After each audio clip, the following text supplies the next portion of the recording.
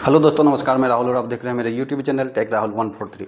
दोस्तों, अगर आपकी भी मेडिकल हैं आगे में टेक्नीशियन ग्रेड 3 की रेलवे की, और या नहीं तो आप इसमें अगर रुचि रख रहे हैं, अगर ये वीडियो आप देख लेते हैं तो अगर आपके मन में कोई भी सवाल आ रहा हो तो शायद इस वीडियो के माध्यम से आपकी सवाल की जवाब मिल जाएगी। तो इस वीडियो में सबसे पहले चर्चा करते हैं कि आपके मन में जो सवाल चल रहा होगा कि कितने दिन मेडिकल में लगेंगे और मेडिकल कहाँ होंगे, जैसे डॉक्यूमेंट वेरिफिकेशन के बाद मेडिकल आपकी कहाँ दी जाएगी और कितने दिन लगभग मेडिकल में लगेंगे, इस पर भी चर्चा करेंगे। उसके बाद ये सारी टेस्ट जो हैं, जो स्क्रीन पर आप देख पा रहे होंगे, जैसे कि छाती की एक्सरे हो गया, खून जांच, पेशाब जांच हो गया, कलर विजन से संबंधित यानी आँख से संबंधित टेस्ट हो गया, पाइल्स या हाइड्रोसिल टेस्ट हो गया, इन सभी बातों पर चर्चा करेंगे। और लास्ट में एक दो पॉइंट और हैं जिस पर चर्चा करेंगे। जैसे कि आप लोग का मन में रहता है कि मैंने जो पोस्ट प्रेफरेंस जो मेरा था, जिसको हम चूज किए हैं, उसका मेडिकल स्टैंडर्ड B1 है और हम मेडिकल B1 नहीं फिट करते हैं, C1 या C में कैटेगरी में चले जाते हैं, तब मेरा क्या होगा, तो इस पर डॉक्टर क्या करेगी,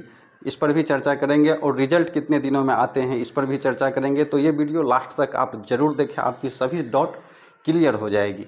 चलिए पहले सवाल पे आते हैं कि मेडिकल टेस्ट आपकी कहाँ होगी। तो दोस्तों, आपकी डॉक्यूमेंट वेरिफिकेशन आपके जॉन में जहाँ पर हुआ है, वो डॉक्यूमेंट वेरिफिकेशन कंप्लीट होने के बाद वहाँ से आपको दी जाएगी कि आपकी मेडिकल कहाँ होगी। एक मेमो बना के दिया जाएगा और आपको भेज दिया जाएगा, उस पर हॉस्पिटल का नाम रहेगा, उसमें आपको जाके रिपोर्ट करना है। ये ज़रूरी नहीं है कि वहाँ की नज़दीकी हॉस्पिटल भी हो सकता है, आपको 300 किलोमीटर के दूर में भी जा कर के टेस्ट करवाना पड़ सकता है। क्योंकि हम अपनी कहानी बता रहे हैं कि जब मेरा मेडिकल चल रहा था, डॉक्यूमेंट वेरिफिकेशन होने के बाद मेरा मेडिकल टेस्ट के लिए हमको चेन्नई में ही डाल दिया, यानी कि वहीं पर लोकल में ही एक हॉस्पिटल था, वहाँ पर दे दिया। और मेरे साथी को वहाँ से 300 किलोमीटर दूर के हॉस्पिटल में भी भेज दिया था। अब बात आती है कि उसमें रिपोर्ट करने के लिए कितना टाइम दिया जाता है, तो आपकी दूरी के हिसाब से रहेगा। अगर नज़दीकी हॉस्पिटल है तो आप सुबह में जाके रिपोर्ट करिए, अगर कुछ ज़्यादा दूर हैं तो एक दिन के बाद का भी समय दे देगा कि इस डेट में आप जा कर के वहाँ रिपोर्ट करिए। अब इसी में अगला पॉइंट आता है कि मेडिकल में टाइम कितना लगेगा। तो मेडिकल में लगभग एक दिन में हो जाता है, बहुत जगह एक दिन में ही मेडिकल टेस्ट को कंप्लीट कर लिया जाता है, लेकिन बहुतों जगह ऐसा है कि 15 दिन भी लगा दिया जाता है। उसके पास अगर कोई ऐसी प्रॉब्लम है, चाहे वो डॉक्टर के पास हो या टेस्ट कराने वाले कैंडिडेट के पास हो, तो उसमें दे दिया जाता है कि जैसे एक्सरे में भी आपको रोक दिया जाएगा, सब जांच किया है और एक्सरे के लिए बोल देगा कि आपको दूसरी हॉस्पिटल जाना है। आँख टेस्ट भी अगर होगी तो ये हो सकता है कि एक हॉस्पिटल में आपकी कुछ टेस्ट हुई और दूसरी टेस्ट के लिए आपको दूसरी हॉस्पिटल भेज सकता है। तो ये 1 से लेकर के 5 दिन 7 दिन तक आपका भी समय लग सकता है। तो इसके लिए आप बैकअप बना के आएँ कि हमको अगर 8 दिन 10 दिन रुकना भी पड़ जाए तो उसके लिए आप तैयार रहिएगा। अब चलिए जांच पर आते हैं अगला मुद्दा पर कि ये जो जांच के लिए 5-6 गो हम बना दिए हैं कि ये सब मोटा मोटी जांच होगा। तो इसमें देखते हैं क्या क्या जांच होने वाली है। जैसे एक नंबर पे लिखा हुआ है खून जांच, पेशाब जांच। खून जांच, पेशाब जांच आपकी ली जाएगी और उस टाइम में आपकी जब पेशाब जांच ली जाएगी तो आपको शायद बोल सकता है कि आप खाली पेट ही सुबह में आएँ। अगर आप शुगर के पेशेंट है, हल्का भी आपकी शुगर बढ़ी हुई रहती है, तो आप इन बातों का खास ध्यान रखें कि पूरा खाली पेट ही आपको सुबह में आना है। और वहाँ पर जो भी आपकी ब्लड टेस्ट होगी, अगर आपको शुगर की थोड़ी सी भी आपके बॉडी में शुगर बढ़ा हुआ रहता है, अगर ये किट से जैसे कि उंगली पर डाल करके लेता है ब्लड और किट से जांच करता है, उसमें अगर आपको बढ़ा हुआ दिखा डॉक्टर को, तो फिर आपकी ब्लड लेगी और कुछ टाइम ले सकता है दूसरी रिपोर्ट निकाल करके देने में। और पेशाब भी लेंगे, आपकी यूरिन टेस्ट करेंगे, उसमें जो रिपोर्ट आएगी वो तो खैर बाद में देखी जाएगी। अब तो दोस्तों, खून जांच में और पेशाब जांच में कोई आज तक लगभग नहीं छांटा है, तो इसके लिए निश्चिंत रहिए। और अगला पॉइंट है कि छाती का एक्सरे। तो छाती के एक्सरे के लिए जैसे कि आमतौर पर अपना लोग देखते हैं कि बेड पर सो जाते हैं और उसके बाद एक्सरे किया जाता है ऊपर से, लेकिन अभी तक यहाँ पर रेलवे में जो मेरा अनुभव है कि आपको खड़ा करके ही छाती का एक्सरे लिया जाएगा। आपके बोलेगा कि शर्ट उतार दीजिए और आपको जाकर के एक्सरे रूम में खड़ा होना है शर्ट करके, और आपकी एक्सरे हो जाएगी। अगली बात आती है ईसीजी की। ईसीजी टेस्ट में दिल से संबंधित ही वही सब जांच होती है जो हर जगह आपको लगेगा कि छुट्टा लगा दिया है। तो ईसीजी भी ये सब नॉर्मल है, कोई दिक्कत नहीं होगी। अब अगली बात आती है हाइड्रोसिल और पाइल्स की। तो हाइड्रोसिल की जांच जब आपकी होगी तो आपकी सारी कपड़े उतरवा दिए जाएंगे और उसके बाद डॉक्टर अपने हाथ से थोड़ा उसको छू करके देखेंगे, या नॉर्मल भी देख सकते हैं, लेकिन सभी कपड़े उतरवा करके आपको हो सकता है तो अकेले में टेस्ट करेंगे, या नहीं तो 2-4 अगर कैंडिडेट हैं तो उसके सामने में भी सबको उतरवा देता है। तो इसमें कोई बेइज्जती की बात वहाँ पर नहीं है, ये सबके साथ हो रहा है तो चलेगा।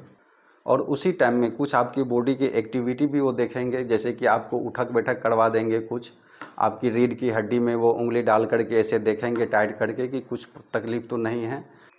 और जब आपकी पाइल्स या मतलब जो भी बवासीर हैं इनकी भी टेस्ट की जाएगी। अगर आपको बवासीर की शिकायत है, ये सब है, अगर आपके पास टाइम है तो आप ऑपरेशन करा लें तो ज़्यादा बेहतर रहेगा। अगर यहाँ पर आपको फाइल्स पाया गया तो आपको ऑपरेशन करने के लिए बोलेगा, ऑपरेशन करवा करके आओ, कुछ दिन का समय दे दिया जाएगा, लेकिन बोलेगा कि ऑपरेशन करवा के आओ। जो पिछली वैकेंसी में हमको अनुभव है, जो हम देखे हैं कैंडिडेट के साथ ये सब हुआ है कि अगर उसको फाइल्स है तो उसको भेज दिया जाता था कि तुम इसका ट्रीटमेंट करवा करके आओ, या छोटी मोटी आपको अगर तकलीफ़ ऐसी रहेगी जो कुछ दिन में ही रिकवरी हो जाएगा तो ऐसी स्थिति में भी भेज दिया जाता है कि आप इसकी जांच करवा करके फिट हो करके ही आएँ। तो अब बात कर लेते हैं कि रेलवे में भर्ती होने के लिए सबसे ज़्यादा जो इम्पोर्टेंट हैं ये है आँख की टेस्ट।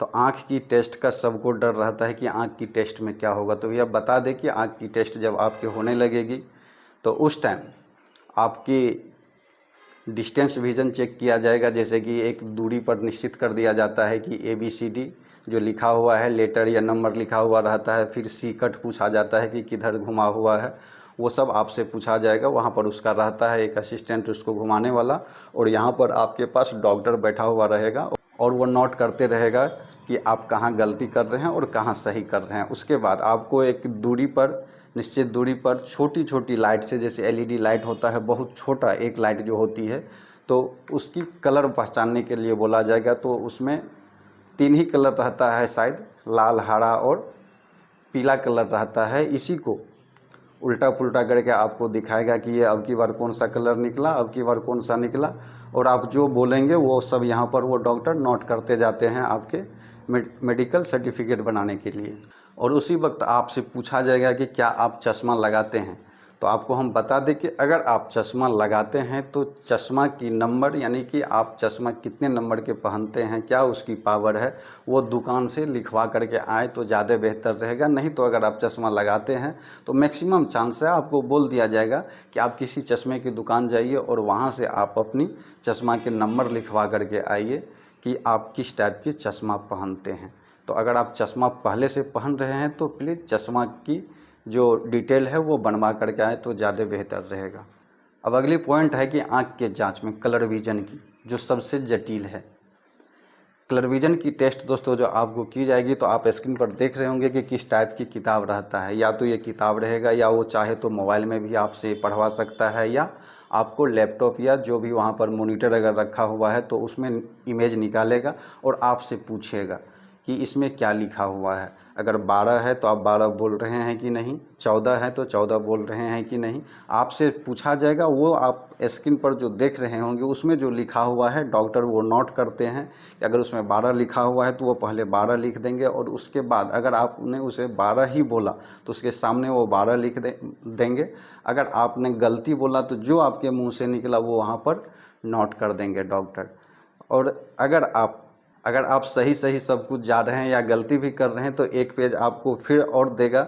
ये नंबर के अलावा बोलेगा इस पर उंगली चला के दिखाओ कि कैसे कैसे, मतलब ये रास्ता जैसे घुमा हुआ है, तो वो दिमाग लगा लेंगे कि आपको अगर दिखाई दे रहा है तो आप सही से उंगली उस पर चलाइएगा, और दिखाई आपको नहीं देगा तो वहाँ पर उंगली नहीं चला सकते हैं। क्योंकि बहुत सारे बंदे हैं जो रट के चले जाते हैं किसी न किसी एंगल से। अगर उसे 57 लिखा हुआ नहीं भी दिख रहा है तो 1-2 बिंदा देख करके भी वो 57 बोल देगा। कलर विजन वाले इतना तैयारी करके जाते हैं, तो उसी को पकड़ने के लिए 1-2 पेज उसके बाद रहता है जो उसको पलटा देता है। तो उसमें कोई डिजिट नहीं है, उंगली चलाना है, तो नॉर्मली वहाँ पर वो पकड़ लेते हैं कि इसे कलर विजन है। और ये सब जांच करने के बाद आपको जो है आँख में एक लिक्विड मतलब ड्रॉप से डाला जाएगा। ये हो सकता है तो उसी रेलवे हॉस्पिटल में, या आपको भेज भी सकता है। बारी मैंने जितनी जांच बोली है ये ज़रूरत नहीं है कि एक ही हॉस्पिटल में हो जाएगा। अगर उस हॉस्पिटल में व्यवस्था नहीं है तो आपको दूसरी हॉस्पिटल में भी भेजा जा सकता है। इसके लिए टाइम अनिश्चित है, 1 दिन लगेगा कि 2 दिन लगेगा ये कहना मुश्किल है। तो अगर आँख में उसको कुछ और डाउट है, जैसे कि बहुत लड़के लेंस लगा के आ जाते हैं, अगर उसको कुछ तकलीफ़ रहता है तो नॉर्मल डॉक्टर उसको नहीं पकड़ सकते हैं। तो उसके लिए आँख में ड्रॉप डाला जाता है, 2 बार 3 बार डाला जाएगा आधा घंटा के अंतराल पर। उसके बाद आपकी मुंडी को मशीन पर ऐसे रखा जाएगा और वहाँ से एक हार्ड रोशनी चला करके डॉक्टर भी अपना आँख सटा करके देखते हैं। तो वो ड्रॉप का वही काम होता है, शायद हम अपने अनुभव से बोल रहे हैं कि अगर आँख में कुछ भी आप बाहरी लगा करके गए हैं तो वो निष्क्रिय हो जाएगा, आपकी जो ओरिजिनल है वही उस मशीन में दिखेगा उसको। ये ड्रॉप डालने के बाद आपको सारी चीज़ धुंधली दिखाई देगी, तो इसके लिए डरना नहीं है। अगर आप कुछ नहीं लगा के गए हैं तो कोई दिक्कत नहीं है, आँख सही भी है तो आपको धुंधला दिखाई देगा। जब हमको डाला गया था तो डॉक्टर का नाम जो बोर्ड पर लिखा हुआ था वो भी 3 लाइन में हमको दिखता था ऊपर नीचे। हमें भी एक दूसरे से पूछते थे जो भी वहाँ कैंडिडेट था कि भाई आपको भी दिखता है ऐसा, तो सब बोला कि हाँ दिख रहा है। तो हमें लगा हम तो आँख में कुछ नहीं करवा के आए हैं, तो नॉर्मल है, ऐसा हो सकता है। तो दोस्तों अब बात आती है कि आपको स्टार्टिंग में जो बोले थे कि लास्ट में 1-2 सवाल का और आपको जवाब देंगे, तो वो चलिए स्टार्ट करते हैं। जैसे कि आप लोगों में से मेरा अगला वीडियो में बहुतों का कमेंट आया था कि सर अगर मेरा जो पोस्ट प्रेफरेंस डाले हैं पहला, अगर उसमें मेडिकल फिट नहीं होते हैं, जैसे उसका जैसे उसका B1 लिखा हुआ है, अगर हम B1 फिट नहीं होते हैं, C1 अगर फिट हो जाते हैं तब क्या होगा। तो हम आपको सबसे पहले ये बताते हैं कि आपका जो डॉक्टर चेक करेंगे, डॉक्टर को कुछ पता नहीं है आपका पोस्ट प्रेफरेंस क्या है नहीं है, उसको कोई मतलब नहीं है। आपकी जो डॉक्टर मेडिकल स्टैंडर्ड चेक करते हैं तो आपका जो भी पकड़ाया जाता है, जैसे कि जिस लेवल का आप मेडिकल पास कर रहे हैं वो आपकी मेडिकल सर्टिफिकेट पे बना के डाल दिया जाएगी। आप C1 पास किए हैं कि B1 पास किए हैं कि A1 पास किए हैं, B2 पास किए हैं, C2 पास किए हैं, वो आपको बना करके तैयार कर देगा आपका। डॉक्टर को कोई मतलब नहीं है कि आप किस पोस्ट के लिए अप्लाई किए हैं, आपका पोस्ट प्रेफरेंस पहला क्या है। आपका वो जांच कर रहा है शरीर का स्थिति देखते हुए वो नोट बना देगा। उसके बाद शायद उसको भेज दिया जाता है बोर्ड को, और उसका जो वही मेरिट वगैरह जो भी बनाना है वो रिजल्ट बाद में प्रकाशित किया जाता है कि आप कौन सा मेडिकल स्टैंडर्ड पास किए हैं। और उसके बाद मेरिट बनाने वक्त हो या जिस वक्त हो, आपने पहला प्रेफरेंस क्या डाले हैं, दूसरा क्या डाले हैं, तीसरा क्या डाले हैं और आपकी मेडिकल स्टैंडर्ड क्या है जो आप क्वालिफाई किए हैं, तब उसके अनुसार आपको पोस्ट दिया जाता है। हो सकता है बहुत लड़के को हम देखे हैं कि पहला पोस्ट प्रेफरेंस जो उसका था वो उसको नहीं मिला जो कि उसको क्वालिफाई कर रहा था, तो उसकी मेडिकल स्टैंडर्ड अगर लो हो जाता है तो उसको नीचे वाला पोस्ट में डाल दिया जाता है जिसकी मेडिकल स्टैंडर्ड कम हो। और अगली बात आती है कि मेडिकल देने के बाद डॉक्टर क्या तभी ही फिट और अनफिट बोल देते हैं, तो ऐसा नहीं है। डॉक्टर फिट अनफिट तभी नहीं बोलते हैं क्योंकि जो डॉक्टर ने जो बनाया है, आपका जो चेकअप किया है वो अलग अलग डॉक्टर किए हैं चेकअप, तो वो आपको तभी नहीं बोलता है कि आप फिट हैं कि अनफिट हैं। वो आपकी जो बॉडी का स्थिति है वो नोट करके आगे भेज देता है, बाद में पता चलता है कि आप फिट हुए हैं कि नहीं हुए हैं जब वो रिज़ल्ट आता है तब। तो दोस्तों मुझे उम्मीद है कि इस वीडियो में जो भी मेरे द्वारा बताया गया, मैंने जो अपना एक्सपीरियंस आपके साथ शेयर किया, अगर आपको ये वीडियो अच्छा लगा हो, आपकी कुछ सल्यूशन हुआ हो इससे, आपके सवालों का जवाब इस वीडियो के माध्यम से अगर आपको मिल गया हो, तो प्लीज़ वीडियो को लाइक और चैनल को सब्सक्राइब नहीं किए हैं तो सब्सक्राइब भी कर लीजिए और अपने दोस्तों में शेयर भी कर दीजिए। अगर उनके मन में इतनी सारी बातें चल रही है तो वो भी थोड़ा संतुष्ट हो जाए, रिलैक्स हो जाए। और मेरे चैनल के डिस्क्रिप्शन में आपको मिल जाएगा कि टेक्नीशियन की सैलरी कितनी होती है ट्रेनिंग के टाइम और ट्रेनिंग के बाद कितनी सैलरी होती है। उसके बाद जो है टेक्नीशियन का DV जो होता है तो वो कैसा होता है, क्या क्या चाहिए, उसका भी लिंक नीचे आपको मिल जाएगा। इस पर ऑलरेडी मैं वीडियो बना रखा हूँ। तो इस वीडियो के माध्यम से इतना ही, तो मिलते हैं अगले वीडियो में। तब तक के लिए जय हिंद, जय भारत।